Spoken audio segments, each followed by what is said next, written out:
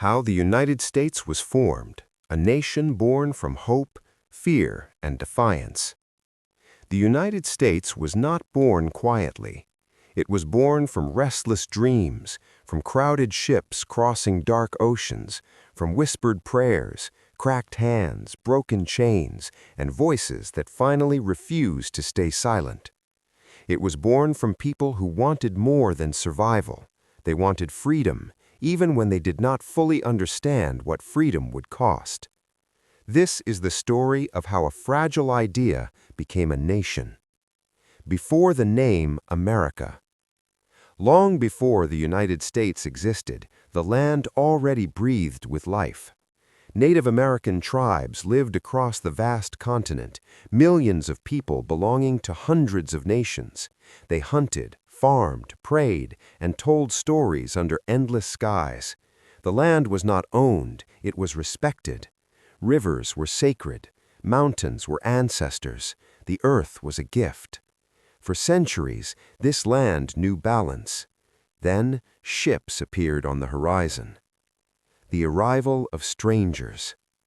In 1492, Christopher Columbus crossed the Atlantic, believing he had found a new route to Asia. Instead, he stumbled upon a continent unknown to Europe.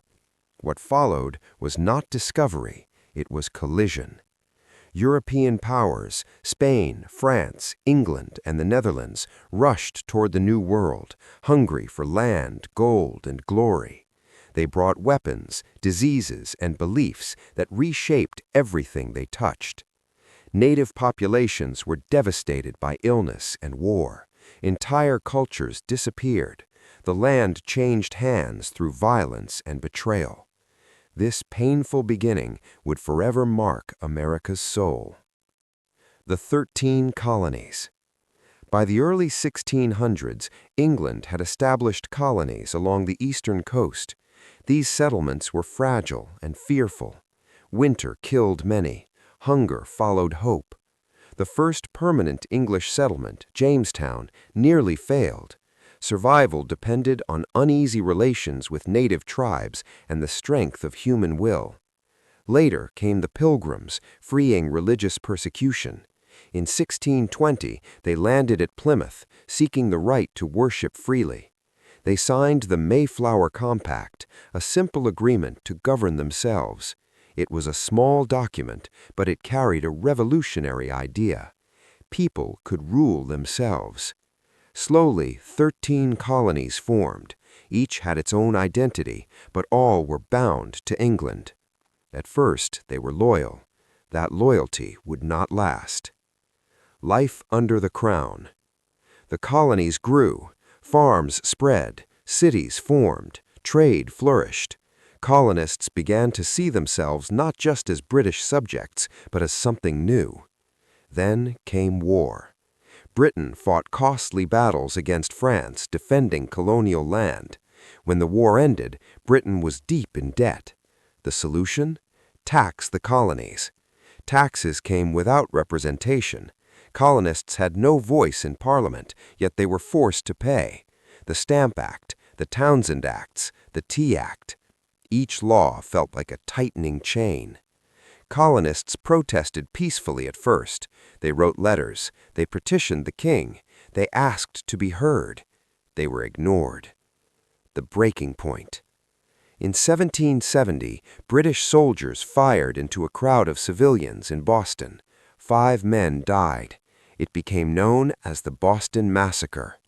The blood stained the streets and the relationship between Britain and the colonies.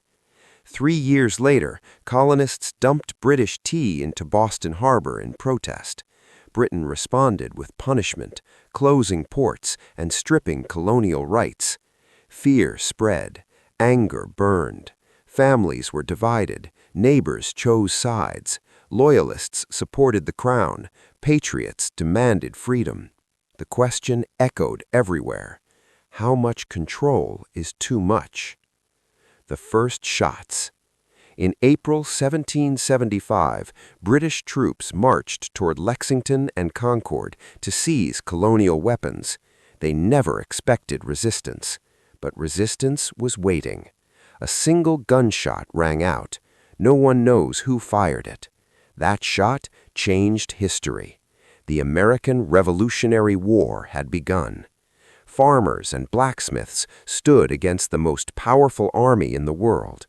They lacked training, uniforms, and resources, but they had something stronger, a belief that liberty was worth dying for. Declaring the impossible.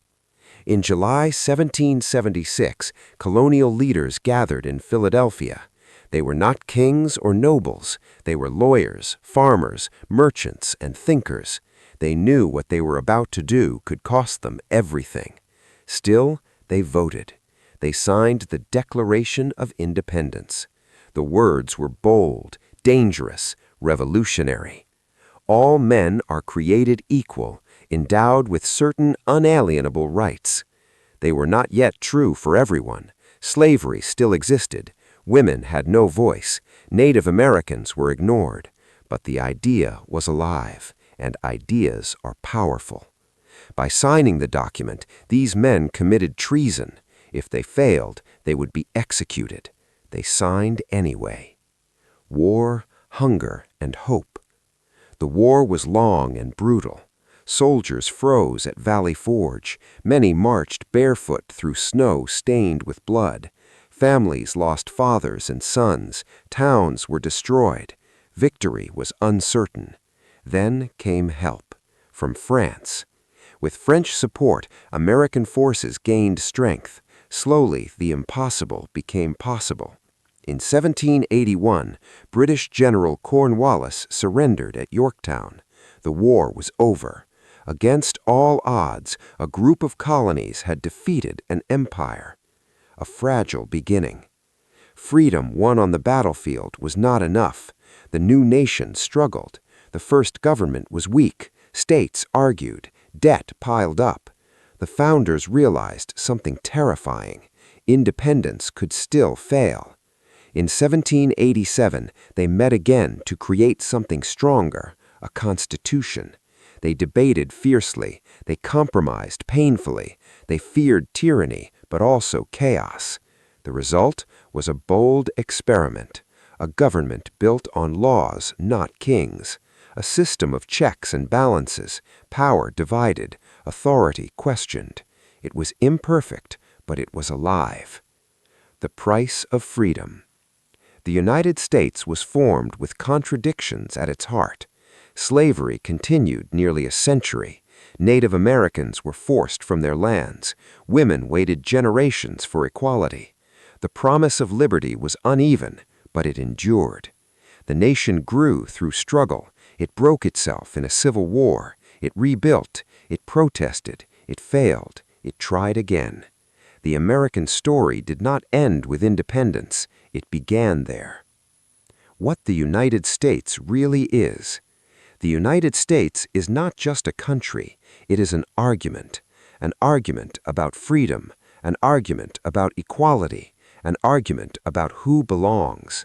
It was formed by people who dared to imagine a different future, even when that future terrified them.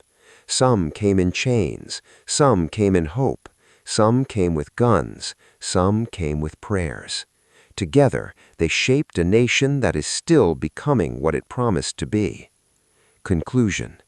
The United States was formed not by perfection, but by belief. Belief that people could govern themselves, belief that voices mattered, belief that change was possible. It was born from conflict, carried by courage, and shaped by sacrifice. And even today, its formation continues. Every time someone fights for justice, speaks truth, or refuses to surrender hope. Because the United States was never meant to be finished. It was meant to be free.